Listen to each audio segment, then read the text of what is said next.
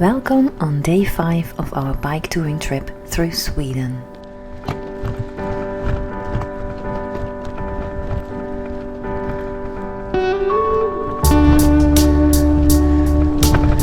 Today's route again takes us along a narrow and bumpy hiking trail. We have figured out that the orange arrows we occasionally follow are part of the Skåneleden hiking trail.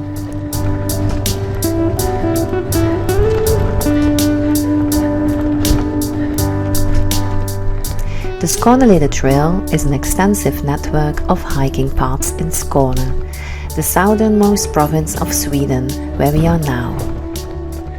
The entire trail spans a whopping 1,300 kilometers, something to come back for when we have a lot of time on our hands.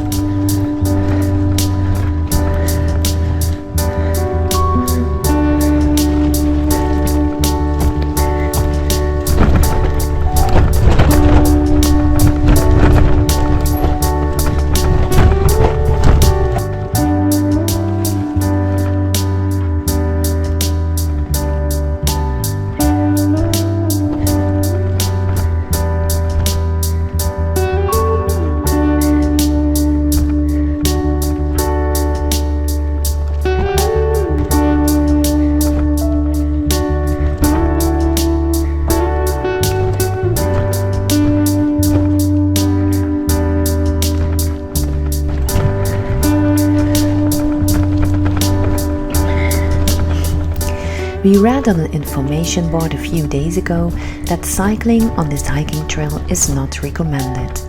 We've already figured that out ourselves. The wide paths are fine to ride, but the single tracks are often overgrown and rocky, with fallen trees occasionally blocking the path. Luckily, it's manageable here, and I actually find it a pleasant and beautiful section to bike through.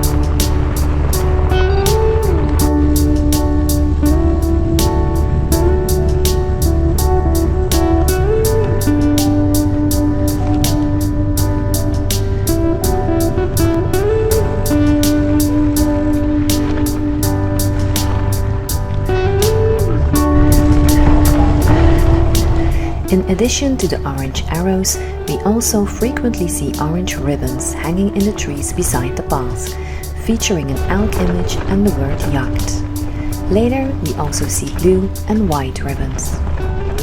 These ribbons have nothing to do with the Skåneleden hiking trail.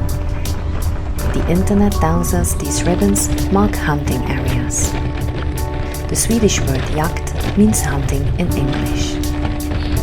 The ribbons are apparently used to indicate where hunting activities are taking place and to mark areas where hunters are active. Different colors indicate different functions or areas, such as permitted hunting zones, forbidden zones, or various types of hunting, such as big game or small game hunting. But the ribbons mainly serve as a warning for passers-by like us to be cautious.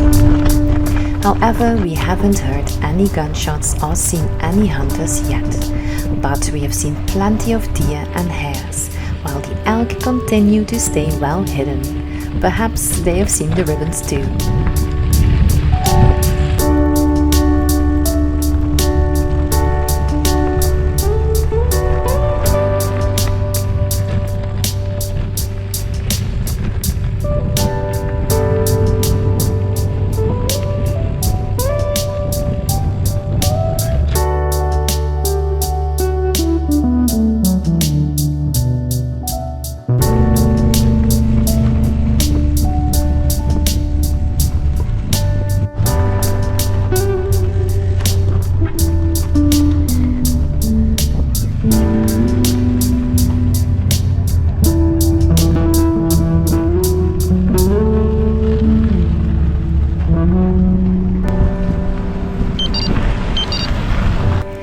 Since our brand new power bank is unexpectedly completely empty, we decide to have lunch in the village of Emmaboda, where we can recharge everything. At this time of day, we only find a Turkish restaurant open. We order a kebab roll, expecting it to be a small durum, ideal for a light lunch. We expect a simple tortilla-like roll with vegetables and some meat, but we underestimate the cooking skills of this Turkish chef. He makes the bread pancakes himself, and they are not only incredibly delicious, but also incredibly oversized. The well-filled rolls don't even fit on our plates. I can only manage half a roll, but they are so delicious that we quickly agree to take the leftovers and have them for dinner tonight. This way, I'll have my hands free for something else as the camp cook.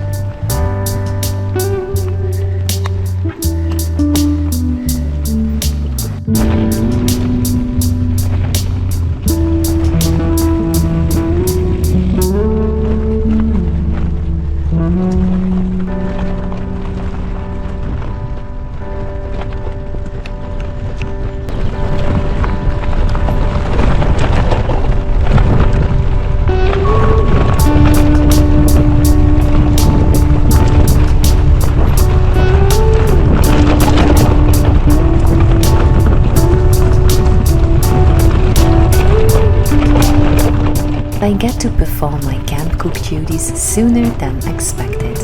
Not much further, we find an excellent wind shelter that isn't even on the detailed maps of the Swedish Naturkartan website yet. The shelter seems brand new and oh so beautiful. We shrug and hit the end right button on our bike computers.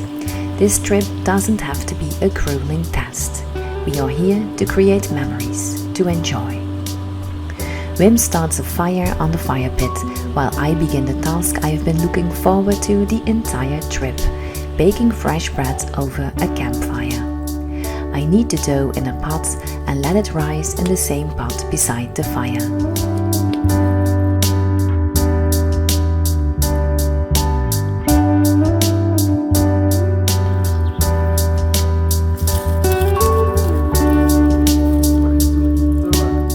Later, the dough ball goes into another pot that has literally withstood many fires, evident from its blackened exterior.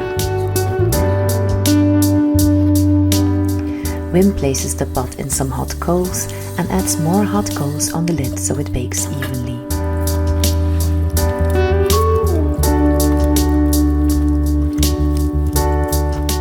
After a good half hour of baking, we unveil an almost perfect loaf of bread.